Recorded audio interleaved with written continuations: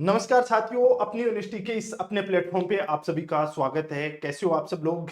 I hope कि सब लोग अच्छे होंगे और जिनका इंटरव्यू कॉल अभी डेट आई है वो कुछ चिंतित भी होंगे। इंटरव्यू डेट किसकी आई है? आरपीएससी असिस्टेंट प्रोफेसर जो अपनी 2024 वाली भर्ती है, 23 वाली भर्ती है, उसके अंदर अभी होम साइंस है, उसकी इंटरव्यू डेट घोषित कर दी है। 19 तारीख से आपके इंटरव्यू स्टार्ट होंगे। तो टाइम बहुत कम दिया है। ये सोचा ही नहीं था कि कम से कम 15 दिन का तो टाइम मिलेगा, लेकिन जिसका 19 तारीख को इंटरव्यू है, 20 को इंटरव्यू है, उसको तो टाइम बहुत कम मिला है और बहुत हेक्टिक से हो रखे हैं कि पता नहीं कैसा इंटरव्यू होगा, अब क्या करेंगे, अचानक क्या करना है। ऐसी परिस्थितियों के अंदर अपन को अब क्या करना चाहिए उसके ऊपर अपन चर्चा करेंगे। इंटरव्यू की तैयारी कम समय में अपन बेहतर तरीके से अपने आप को कैसे प्रेजेंट कर सकते हैं, उस चीज के ऊपर अपन चर्चा करेंगे। अपना मॉक इंटरव्यू अपन कैसे तैयार कर सकते हैं, क्या मॉक इंटरव्यू का वहां पे बेनिफिट है या नहीं है, उस चीज के ऊपर अपन चर्चा करेंगे। कौन कौन सी बेसिक चीज है जो अपन अभी भी उसको अपन इनकलकेट करके उनको बेहतर तरीके से तैयार कर सकते हैं। इन चीजों के ऊपर अपन बेसिक सी चीजें हैं उसके ऊपर चर्चा करेंगे। तो पहली बात तो आरपीएससी के जो इंटरव्यू है उनके अंदर होम साइंस की अभी डेट जारी हुई है। 19 तारीख से ये इंटरव्यू होंगे और शायद मेरे हिसाब से मैं सही हूं तो 2 तारीख तक आपके चलेंगे, 2 जून तक। 1 है या 2 जून तक आपके ये इंटरव्यू चलने वाले हैं। जिस दिन लास्ट इंटरव्यू होता है उस रात को रिजल्ट आता है या नेक्स्ट डे उसके जो आगे वाला दिन होता है उसको आपका इंटरव्यू का फाइनल रिजल्ट आ जाता है। अभी अपन देखते हैं कि अब क्या करें। 19 तारीख को ही अपना, आज वैसे तो घोषित कर देंगे ये कि किसका 19 तारीख को होने वाला है, किसका 20 21 से डेट वाइज घोषित कर देंगे। लेकिन अपन देखते हैं कि 19 को ही किसी का इंटरव्यू है तो अपन क्या कर सकते हैं। इंटरव्यू के पार्ट कौन कौन से हैं उसके ऊपर अपन चर्चा करेंगे। अभी मैं, मेरा व्यक्तिगत अनुभव ये है कि मेरे जो आरपीएससी के इंटरव्यू हैं उसके अलावा अभी आरएस के इंटरव्यू चल रहे हैं। तो बहुत सारे मेरे साथी लोग हैं, स्टूडेंट हैं, वो इंटरव्यू देने जा रहे हैं। तो डिस्कस होता रहता है, डेली डिस्कस चलता है कि हाँ किस प्रकार से क्या क्या चीजें तैयार की जा सकती हैं। पता चलता है कि वहां पे जो अपन सोच के जाते हैं उससे बहुत सारी चीजें अलग पूछी जाती हैं। और सच भी है, इंटरव्यू का दायरा ही ऐसा है कि इंटरव्यू को अपन बांध नहीं सकते, फिर भी अपन को बांधने का प्रयास करना चाहिए।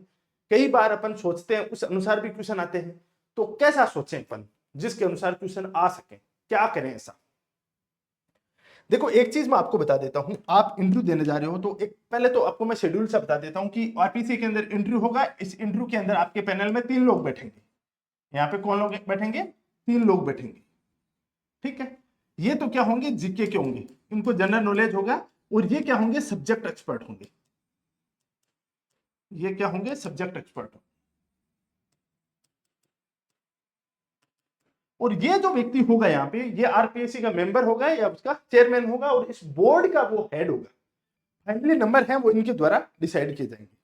ठीक है, जाते ही सबसे पहले वो आपसे बेसिक चीजें पूछेंगे कि आपका 10th 12th graduation post graduation कहां से हुआ है, अभी क्या कर रहे हो, उसके बारे में। तो यहां से आपको अपने इंटरव्यू को स्टार्ट करना है। आप किस तरफ मोड़ना चाहते हो वो मोड़ सकते हो। फॉर एग्जाम्पल आप जैसे पीएचडी कर रहे हो तो आप पीएचडी का टॉपिक बताओ। आप ये बोलो कि मैंने 10th 2010 के अंदर और इतने प्रतिशत के साथ इस स्कूल से किया था, 12th मेरा इतने परसेंट के साथ इस स्कूल से किया था, ग्रेजुएशन मेरा यहाँ से इस कॉलेज से इतने परसेंटेज के साथ इसी से सब्जेक्ट के साथ हुआ था, पोस्ट ग्रेजुएशन इसके साथ हुआ था और अभी मेरा पीएचडी है वो मैं परस्यू कर रहा हूँ, या मेरा पीएचडी कंप्लीट हो चुका है जिसका टॉपिक है ये। अब आपने क्या बोला? आगे बढ़ के बोला है ना कि जिसका टॉपिक है ये। बोलते ही 100% 99.9% चांसेज हैं आपको सीधा पूछा जाएगा कि आपका ये टॉपिक है। ठीक है, अब वो टॉपिक जैसे आपको हुआ उस टॉपिक के चारों तरफ घूमना स्टार्ट कर देंगे कि इस टॉपिक का क्या बेनिफिट है, इसका निष्कर्ष क्या निकला, आपने क्या क्या देखा, आपने सेकेंडरी डाटा कैसे इकट्ठे किया, सेकेंडरी डाटा इकट्ठे करने के लिए आपने कौन सी मेथड है वो अपनाया था, आपने सैंपलिंग के अंदर कौन सा मेथड यूज लिया था, इसमें आपने प्रोबेबिलिटी ली थी या अनप्रोबेबिलिटी सैंपलिंग का यूज किया गया था। ये सब चीजें आपको इसके इर्द गिर्द घुमा सकती हैं। तो पहली बात तो आपका यदि पीएचडी है तो उस दायरे को तैयार कर लेना है। सेकंड चीज यहां से ही बता रहा हूं मैं, तो पहली तो आपको क्या करना है, आपका पीएचडी या मैं बोलूं तो आपको आपका जो पीएचडी या आपका जो सब्जेक्ट का एरिया है उसको तैयार होना चाहिए। सब्जेक्ट के एरिया के साथ साथ एक बात और बता देता हूं, आपको पता होना चाहिए आपकी ग्रेजुएशन जो यूजी है और जो आपकी पीजी है, यूजी में कौन कौन से सब्जेक्ट चलते थे और आपका जो वर्तमान में सब्जेक्ट है उसमें बुक कौन कौन सी चलती थी, उन बुक का पता होना चाहिए। इससे पता चलता है कि आप ग्रेजुएशन के दौरान कौन सी आप अपनी पढ़ाई सीरियस तरीके से की है या ऐसे ही आपने पूंजी लाके पढ़ी है। और ये जनरली पूछे जा रहे हैं ऐसे क्वेश्चन। पीजी के अंदर आपके जैसे आपके टोटल 4 सेमेस्टर हो गए, या मतलब पीजी के अंदर फर्स्ट ईयर और फाइनल ईयर हो गया।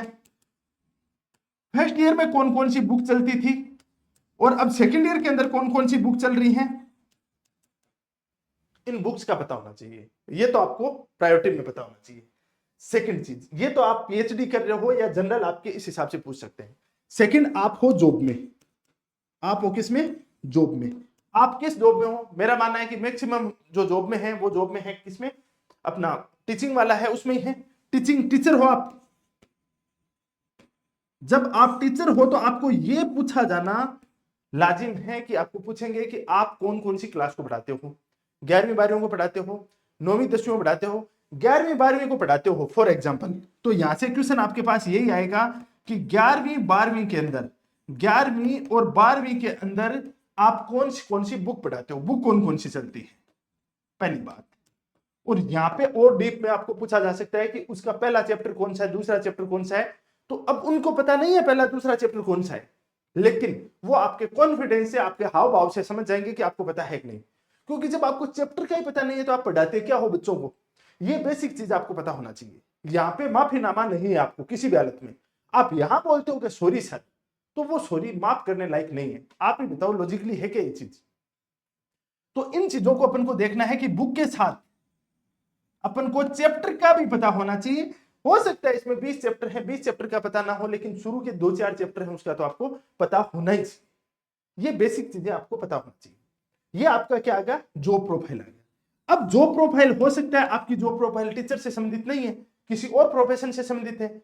जनरली तो होम साइंस के अंदर जो आपकी टीचिंग है यही होगी, लेकिन और प्रोफेशन है तो भी आप इस चीज को जस्टिफाई करोगे कि मैं इस जॉब को छोड़ के और प्रोफेसर, असिस्टेंट प्रोफेसर क्यों बनना चाहता हूं या चाहती हूं। इस चीज का आपको पता होना चाहिए। ठीक है, अब यहां से आपको शिफ्ट करेंगे क्या पे, इस जो मेंबर है इन मेंबर की तरफ करेंगे। ये मेंबर आपके सब्जेक्ट की चीजें पूछेंगे काफी सारी। आपका सब्जेक्ट का क्या क्या दायरा है, उसके अंदर आपको बेसिक नॉलेज आपको होना चाहिए। जैसे बेसिक नॉलेज मैंने बोला ना कि 11वीं 12वीं में आपको बुक्स पूछ ली कौन कौन सी चल रही है, पढ़ा रहे हो तो बताओ। या आप कॉलेज में पढ़ा रहे हो किसी, आपने बोला कि मैं प्राइवेट कॉलेज में पढ़ाती हूँ, तो प्राइवेट कॉलेज में आप पढ़ाते हो तो आपको ये तो पता होना चाहिए ना प्राइवेट कॉलेज में आपको जो पढ़ा रहे हो उसकी बुक कौन सी चलती है, उसका चैप्टर कौन सा है। आपको चैप्टर का ही पता नहीं, बुक का ही पता नहीं, तो आप क्या पढ़ा रहे हो प्राइवेट कॉलेज में। तो आपको इन चीजों का, बेसिक चीजों का पता होना चाहिए। उसके बाद यहाँ पे आपके सब्जेक्ट का नॉलेज होना चाहिए, और यहाँ पे ये दोनों के दोनों आपके सब्जेक्ट के बारे में पूछेंगे। डरना घबराना बिल्कुल नहीं है। जो चीज नहीं आए बहुत ही पोलाइटली और बहुत बनावटी रूप में आपको नहीं बोलना है, एकदम नॉर्मल बोलो, सॉरी सर ये मुझे ध्यान में नहीं है और मैं जाके देखूंगी। ये आप एक सिंपल सा होना चाहिए, जो हाव भाव आप अपने दोस्तों के साथ रखते हो ना वैसा ही रहना चाहिए। वहां पे किसी प्रकार के आपके चेहरे पे घबराहट नहीं होनी चाहिए। उसके बाद ये क्या करते हैं, ये आपको बोर्ड के ऊपर लेके जाते हैं। यहाँ पे एक बोर्ड लगा होता है और इस बोर्ड के ऊपर लेके जाते हैं। इस बोर्ड के ऊपर आपको क्या है, पढ़ाना है। और बोर्ड के ऊपर आपको पढ़ाना है तो वो ये देखते हैं कि आप पेन कैसे पकड़ रहे हो, आप बोल कैसे रहे हो, बोल कुछ ही रहे हो निकल कुछ ही रहा है, इस तरीके की चीजें नहीं होनी चाहिए। वहां पे आपका कॉन्फिडेंस काम करता है। अब वो कॉन्फिडेंस कहां से लाएं, देखो 2-3 चीजें हैं। एक तो आप अपने साथ में आपका जो भी जानकार है अभी हाल फिलहाल में उसके साथ चर्चा कीजिए अपने इस टॉपिक के बारे में। दूसरा, अपना शीशा लगा लीजिए, अपना जो मिरर है, मिरर के सामने खड़े होकर बोलने की थोड़ी सी प्रैक्टिस करो। जितना टाइम है उतने टाइम में ही तैयार करो। भाई अपन कहेंगे अपने पास 5 महीने आ जाएंगे, वो तो आने संभव नहीं है। दूसरी बात, आप टोटल 139 लोग हैं, वो क्या है इसमें क्वालिफाई हैं, तो सभी को टाइम सेम ही मिला है ना, अलग तो किसी को नहीं मिला है, सब सेम, सबको टाइम मिला है, तो बाद में घबराने की क्या बात है। सबको सेम मिला कंपटीशन के अंदर, तो जो औरों से बेहतर करेगा वो आगे निकलेगा। तो इसमें आपको ये इस चीज को लेके बिल्कुल भी घबराहट नहीं लेके आनी है। अब आप मोटी मोटी अपनी सब्जेक्ट की पोथी उथलना स्टार्ट कर दो, तो ऐसा शुरू मत करना। बेसिक चीजें हैं वो तैयार कर लो। और इस चीज का भी सबसे अच्छा उपाय एक और हो सकता है, आप मॉक इंटरव्यू दे सकते हो। आप मॉक इंटरव्यू दे सकते हो, और मॉक इंटरव्यू देते हो तो इसका क्या बेनिफिट है, इसका बेनिफिट यह है कि आपका कॉन्फिडेंस बढ़ जाएगा। दूसरा, आप कहीं पे भी मॉक इंटरव्यू देते हो तो उस मॉक इंटरव्यू का बेनिफिट आपको इंटरव्यू के अंदर सीधा सीधा आपके कॉन्फिडेंस पे दिखेगा। आपको यह रहेगा कि यार वहां पे इंटरव्यू देके आया हूं, वैसा ही तो वहां पे आगे इंटरव्यू है। इस चीज का बेनिफिट होगा। और मॉक इंटरव्यू के लिए जैसे अपनी यूनिवर्सिटी है, वो आपका मॉक इंटरव्यू कंडक्ट करवाने जा रही है सैटरडे और संडे को, 17 और 18 मई को। 17 और 18 मई को कराने जा रही है। अब कोई कहेगा कि जिसका 19 मई को मॉक इंटरव्यू वो 18 को मॉक इंटरव्यू थोड़ी देगा। कोई दिक्कत नहीं है, आप 18 को दे के जा सकते हो यहाँ से, या 17 वाला तो आप मॉक इंटरव्यू दे ही सकते हो इसमें एटलीस्ट। तो 17 और 18 तारीख को आपका क्या होगा, मॉक इंटरव्यू होगा। मॉक इंटरव्यू जैसे मॉक ड्रिल होती है ना, अभी देखा होगा ब्लैकआउट में, वैसे ही आपका मॉक इंटरव्यू होगा। इसके अंदर सीनियर प्रोफेसर आएंगे, वो सीनियर प्रोफेसर आपसे, हो सकता है आपके वहां पे इंटरव्यू में भी जाते हो, वो आपका इंटरव्यू लेंगे और उससे आपको पता चल जाएगा। पूरा अपना हाईटेक सेटअप है अपनी यूनिवर्सिटी का, जिसके अंदर आपको वीडियो भी दिया जाएगा और उस वीडियो से आपको पता चलेगा कि किस प्रकार की मैं गलतियां कर रहा हूं, मैं बैठा हूं उस समय क्या देख रहा हूं, मैं ऊपर नीचे देख रहा हूं क्या। कई बार अपन पट्टी की तरफ देखना स्टार्ट कर देते हैं, कई बार अपन नीचे देखना स्टार्ट कर देते हैं। ये अपने क्या दिखाते हैं, कॉन्फिडेंस लूज है वो दिखाते हैं, अपना कॉन्फिडेंस कमजोर दिखाते हैं। वहां पे अपन को स्ट्रेट फॉरवर्ड आंखों में आंखें मिला के आई कॉन्टेक्ट करके बातें करनी है। कई बार अपने 3 लोग बैठे हैं तो अपन एक तरफ ही देखने लग जाते हैं, ऐसा भी नहीं।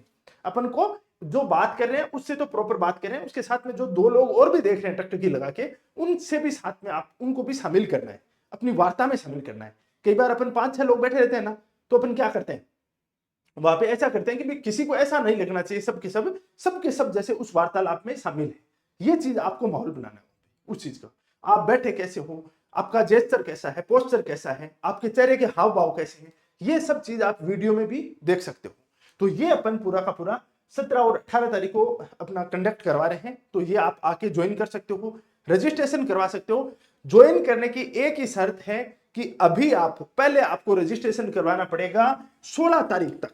अब आपके पास समय बहुत कम है, हमें भी पता है बहुत कम टाइम है, लेकिन क्या करें, आरपीएससी ने तत्काल डेट दी है। तो आपको जो ये नंबर दिए हुए हैं, इस नंबर पे कॉल करके यहाँ पे क्या करना, आपको रजिस्ट्रेशन करवाना है। जिसका पहले रजिस्ट्रेशन होगा उसी का मॉक इंटरव्यू होगा, बाकी तो मॉक इंटरव्यू करवा पाना पॉसिबल नहीं है। तो आप इस नंबर पे अपना रजिस्ट्रेशन करा के अपना मॉक इंटरव्यू के लिए अपना रजिस्ट्रेशन करवा सकते हो और 17 और 18 तारीख को आके आप मॉक इंटरव्यू दे सकते हो। दोनों दिन आपका पैनल अलग अलग रहेगा, अलग अलग आपके रिव्यू आएंगे, जो आप जैसा दोगे उस हिसाब से चीजें देखने को मिलेंगी। और इसके अंदर आपको, आप इंटरव्यू देने वाले हैं, आपस में ग्रुप डिस्कशन भी कर सकते हो, बोर्ड पे पढ़ाना कैसे है, ये सब चीजें वहां पे आपको देखने को मिलेंगी। ठीक है, तो सभी रेडी हो, अपन मिलते हैं 17 और 18 तारीख को। और जिसको मॉक इंटरव्यू के लिए रजिस्ट्रेशन करवाना हो वो इस नंबर पे कॉल करके रजिस्ट्रेशन करवा सकते हैं। बाकी अपन मिलते हैं 17 तारीख को। क्या क्या चीजें और ध्यान में रखनी है, बारीकी से एक एक चीज है उसके ऊपर अपन 17 तारीख को चर्चा करते हैं। अभी के लिए इतना ही, थैंक यू।